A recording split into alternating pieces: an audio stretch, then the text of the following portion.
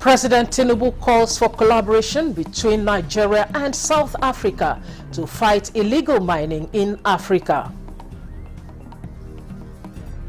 South Africa and Nigeria should and must take the lead to placing this issue before the global community and resolving it for the good of African continent.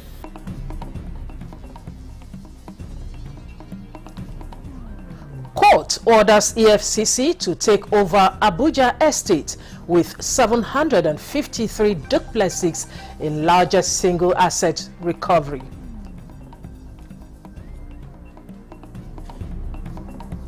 Plus, lawmakers charge Pension Transitional Arrangement Directorate to attend promptly to complaints of delayed payment of monthly pensions.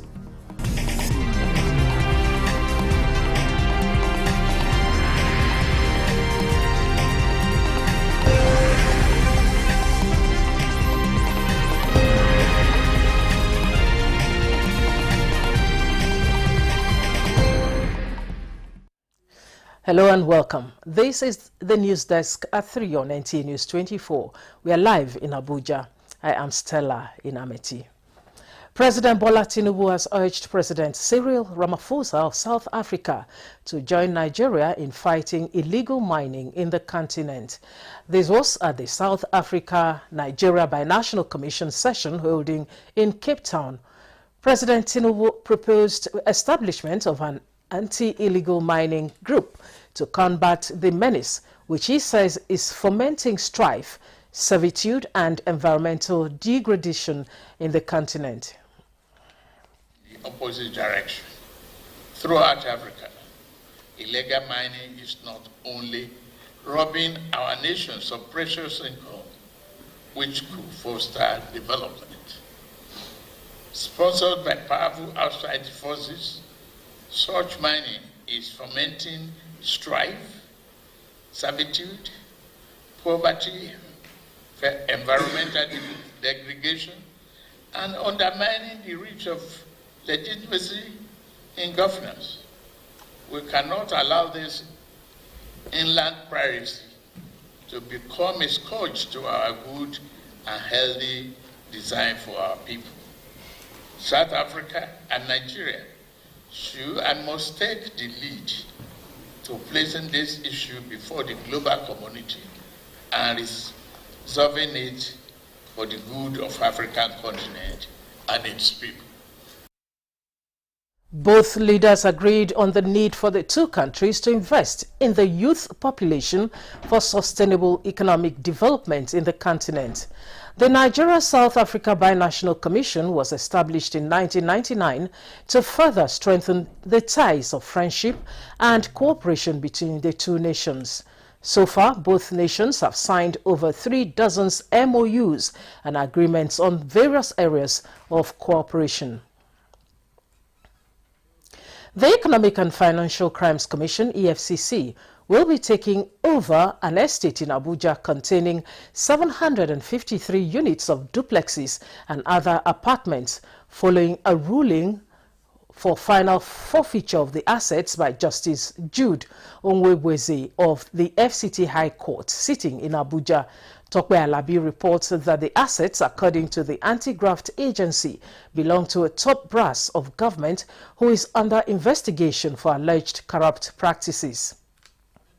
In a release by EFCC's head of media and publicity, Dele Oyewale, Justice Jude Onwebweze of an FCT High Court in Abuja on Monday, December 2, 2024, gave a ruling on a final forfeiture of an estate in Abuja measuring 150,500 square meters and containing 753 units of duplexes and other apartments. This, according to the release, is the single largest asset recovery by the Economic and Financial Crimes Commission, EFCC. The estate rests on plot 109 Cadastral Zone, C09, Lokogoma District, Abuja, and the forfeiture of the property to the federal government by a former top brass of the government was pursuant to EFCC's mandate and policy directive of ensuring that the corrupt and fraudulent do not enjoy the proceeds of their unlawful activities. In this instance, the Commission relied on Section 17 of the Advanced Free Fraud and Other Fraud-Related Offences Act No. 14, 2006 and Section 44, subsection 2b of the 1999 Constitution as amended to push its case.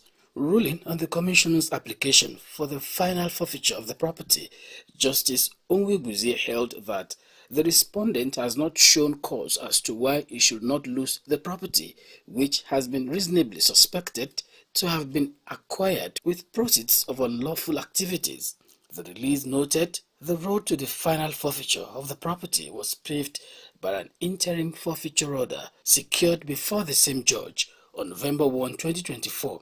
And the government official named withheld fraudulently built the estate is being investigated by the EFCC, and the forfeiture of the assets is an important modality of depriving the suspect of the proceeds of the crime in line with Part 2, Section 7 of the EFCC Establishment Act. The EFCC statement on the matter emphasized due process was followed in respect of the forfeiture, and the recovery of the assets represents a milestone in the annals of EFCC operation and infallible proof of the commitment of President Bola Ahmed Tinubu to the anti-corruption war. Tokbe Alabi, Nta News. Attorney General of the Federation and Minister of Justice Lateef Fagbemi SAN has asked the International Criminal Court (ICC) to stop unfair probe of Nigerian military. He stated the country's position in his statement at the 23rd session of the Assembly of States Parties to the Rome Statute of the International Criminal Court (ICC), holding between December 2 and 7 at The Hague, Netherlands. Fagbemi SAN noted that Nigeria has demonstrated the will to promote justice and end terrorism, among other global crimes. The leader of the Nigerian delegation noted that the preliminary examination into alleged crimes in Nigeria has lasted 14 years and was demoralizing to the servicemen laying their lives to defend their country against terrorists. The minister emphasized that Nigeria, as a responsible state party to the Rome Statute, had consistently engaged with the Office of the Prosecutor and demonstrated its military's adherence to international humanitarian law and ensuring accountability for any personnel found guilty of misconduct. The National Security Advisor, Nuhu Ribadu, has handed over 4 kidnapped victims to the governor of Kaduna State. The victims, who were kidnapped from their homes in Kaduna State, have been reunited with their family. Parents meet the kidnapped kids for the first time. Usman, who is a member of the vigilante, was out keeping the peace while his wife was away at the market on the evening of 26th of November, when terrorists attacked the neighborhood and kidnapped their kids aged from 6 months to 13 years. Handing over the rescued kids to the governor of Kaduna State, the NSC says the ransom was paid and commended the governor for the support to security operatives. I want to assure Nigerians that we will continue to work. We will not relent. We will not get tired. We will definitely continue to make sure that wherever victims are, we will be there, and we will do whatever it takes to free them. What happened today is as a result of the peace agreement that was concluded just a few days ago in Binangwari, local government of Kaduna State. When we started the process under the able leadership of the National Security Advisor and my humble self, we made it clear to everyone that by the grace of God, what we are doing in Kaduna will bring lasting peace not only to Kaduna, but to the entire Northwest and by extension the North. We believe we have to look at both kinetic and non-kinetic approach. In Kaduna State as of today, we don't have one single person that is a captive in Kaduna State. Governor Sani blamed conflict merchants for the crisis in the state and is asking the people to trust the peace agreement, which is in line with international best practices. In the meantime, the House of Representatives has passed a resolution urging the President and the Minister of Finance to unfreeze the accounts of the National Social Investment Programs Agency for the reactivation of all social investment programs that were suspended. Adopting a motion sponsored by Deputy Speaker Benjamin Kalu and 20 other lawmakers, the House is concerned that crucial social welfare and poverty alleviation programs have been dormant for more than 3 months following presidential directives.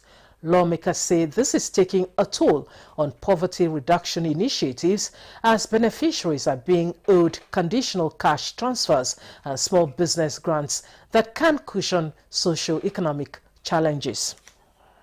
Finance and Coordinating Minister of the Economy to ensure that all frozen accounts of the National Social Investment Program Agency are unfrozen within 72 hours to enable the smooth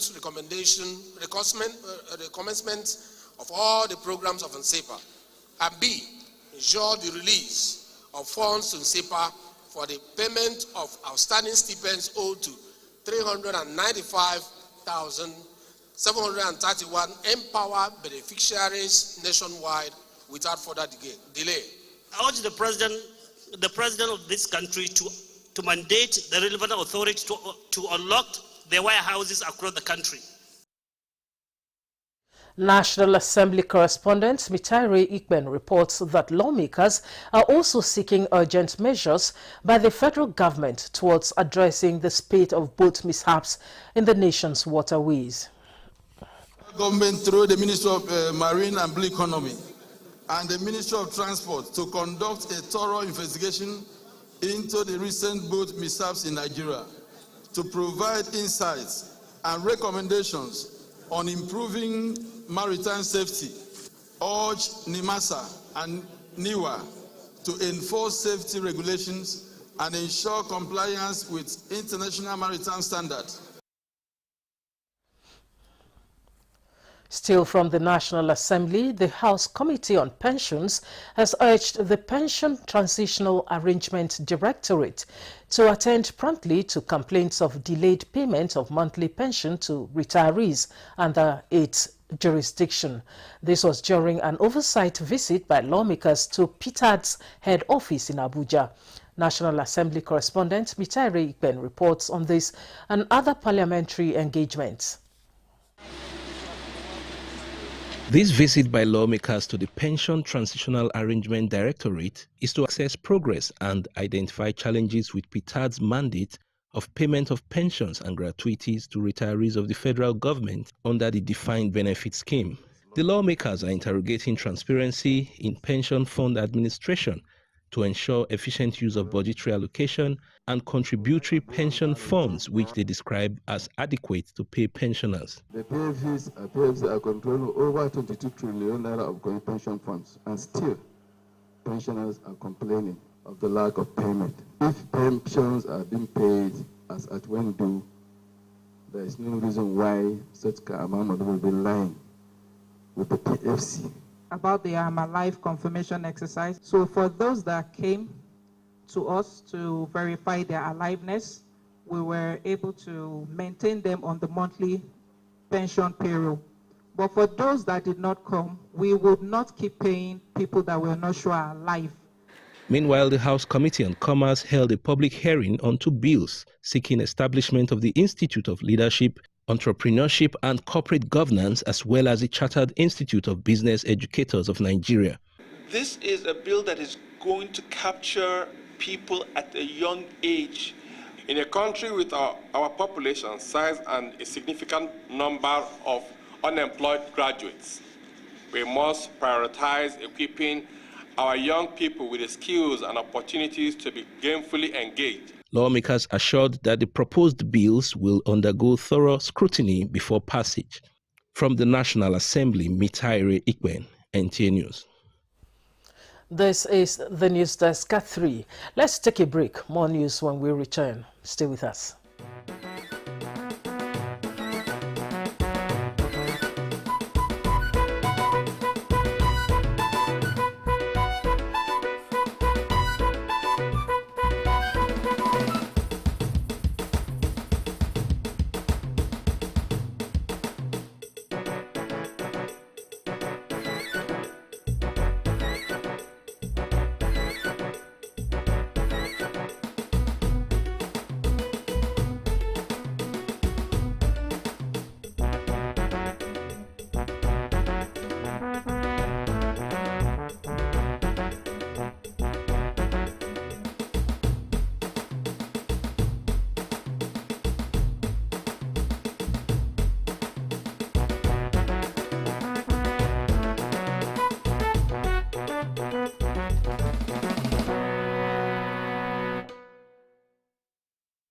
Welcome back and thanks for staying with us. The National Association of Scraps and Waste Dealers Employers of Nigeria has expressed determination to work with the government and security agencies towards ending vandalism of public infrastructure in the country. This resolve is top among many issues of deliberation at the 2024 National Executive Council meeting in Abuja. Abdullahi Ajia reports that the union also inaugurated a 13-member caretaker committee to oversee the union's leadership before a new leadership is elected. This is the think tank of the National Association of Scraps and Waste Dealers Employers of Nigeria. As the highest decision-making body of the union, members from the 36 states and the FCT are meeting with a number of issues on the agenda. After what we are doing today, we go back to start making progress for the union. And repeal of the constitution of one-man constitution. In a unanimous decision, after much deliberations, the union dissolved the national leadership after its tenure ended in August this year. Now, a 13-member interim committee chaired by Ibrahim Suja was inaugurated to run the affairs of the union for 3 months, within which period an election is expected to usher in new leadership. We actually set up a caretaker committee that will actually steer the affairs of this union for the next 3 months and organize a very, very transparent, free and fair national delegate conference where elections will be held and leaders will emerge. All warring factions were in this meeting and they've agreed to actually withdraw all their court cases. They've agreed to work together for the betterment of the union. People are always criticizing our business. So it's only this way we can use to protect our business, to improve our union to the next level. Another issue of priority is the vandalism of public infrastructure, which often causes stereotypes on its members who are pursuing their legitimate trade and contributing to the economy while creating employment for millions. We converge to make a decision on the union. We want to restructure the union for progress. We want to take the union to a greater heights. Again, we are committed to fight vandalism in the country. We want to work and collaborate with the security agencies to rate vandalism in the scrap recycling industry. The union also addressed critical issues, including making a commitment to raising funds towards building a befitting national head office in Abuja. Abdullahi Ajia, Nta News. The National Agency for the Control of AIDS, NACA, is advocating synergy among stakeholders to prevent the transmission of HIV from mother to child in Nigeria. This was discussed at a candlelight ceremony to remember those who have died from HIV/AIDS-related diseases in Nigeria. Thomas Ubechere reports. HIV/AIDS continues to be a major global public health issue, having claimed an estimated 42.3 million lives to date. Sadly, transmission of HIV is still ongoing in countries around the world. In Nigeria, the government, international partners, and other stakeholders are doing their best to fight the disease, including raising awareness and implementing various preventive strategies. This candlelight ceremony is one of such awareness avenues. So we're here to honor, the lives, and the memories of the 40 million plus who have lost, their life to HIV, including my own young brother. That was about 17 years ago. I've also lost individuals to HIV and AIDS. My cousin and his mom. My cousin was infected, and the mom got infected while taking care of him. NEPAN deeply appreciates the focus on increasing the public knowledge about the prevalence of HIV among children in Nigeria and advocating for their rights. To expand access to treatment options, strengthen health systems, support communities, prevent mother-of-child transmission. You're either infected or affected in one way or the other, but as a people, we must unite together. The battle against HIV/AIDS has always been more than medical challenge. It's a fight for justice, inclusion, equality. NACA Director General Dr. Ilori and other leaders emphasized the need to stem mother-to-child transmission of HIV. Estimated number of 15,000 children that died concerning AIDS-related illnesses, and this is very worrisome to us as a country. And therefore we say together we can stem this tide and we can reverse this narrative. While the fight against HIV is far from over, collaboration is key. There is further advocacy for an end to discrimination and stigma faced by people living with HIV/AIDS. In Abuja, Thomas Ogbetere, Nta News. Child labor experts from the ECOWAS countries have agreed to collectively review child labor activities in each country with established data to guide efforts in eradication of child and forced labor in the region. Joseph Hossein reports that this was part of resolutions at the end of the ECOWAS Child Labor Experts meeting in Abuja, organized by International Labour Organization and ECOWAS. It's been a week of engagement for these advocates of child labor as they review and share experiences in child and forced labor in the West African countries.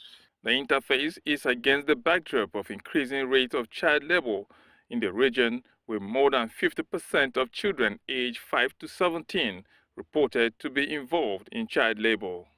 We're able to agree on an accountability framework that will allow us to really coordinate and synchronize our efforts, especially in data collection, so that we are able to narrate a much more coherent and coordinated story as far as our efforts are concerned. Agriculture is identified as a major culprit, amounting to about 85% of children in child labor. We see a child working in agriculture. We share experience each country about how we are doing, what we are doing, and how we are compromised with this problem. But there are certain clear things we need to establish. One, the child's age. Two, the environment within which the child is working, the tools the child is working with, the duration, the time within which the child is working. And so for Ghana, that is one peculiar thing. Children working in tricycles, in the transport services, and children working in illegal mining. With commitment backed by legal framework and enforcement, the child rights advocates believe many children will be saved to develop their full potential and access education to become future drivers of development in the society.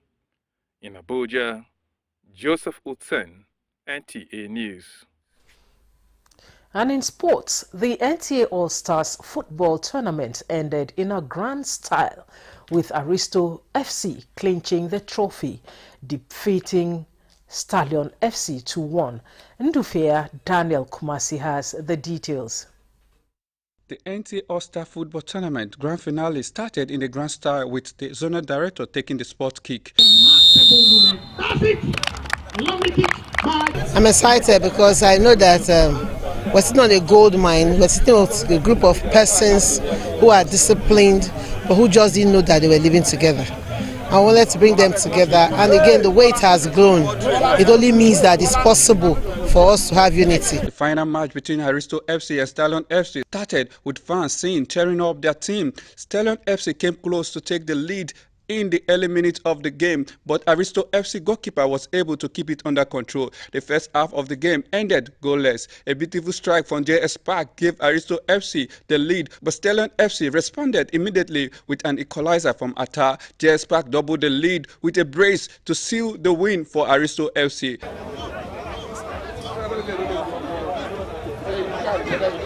Follow. You have to take what's the field. Bye. What a chance! Headed away by Aristos. Management staff of NTA for giving us the enabling environment to have this match. It was actually organized by them. We appreciate them for everything that they've done to make sure that men that are over 40 keep fit. We played very, very well. We played a very good football. But God knows the best why it happened like that. I cannot question God. We lost 2-1. We can see how we can accommodate persons, see how we can understand and play by the rules and what we are getting. Favor, and I believe God will continue to do it. I thank God for everything. Taking me one of the best players. Thank God. High point of the event was presentation of trophies to the winners, award to best goalkeeper, highest goal scorer, and best player of the tournament. The NTA All-Star Football Tournament, the maiden edition, saw people from all walks of life coming together to celebrate and enjoying the game of football in a serene atmosphere. Nta Kumasi, NTA News. Interesting. And that concludes the news at 10 on NTA News 24. Thanks for watching. I am Stella in Amity.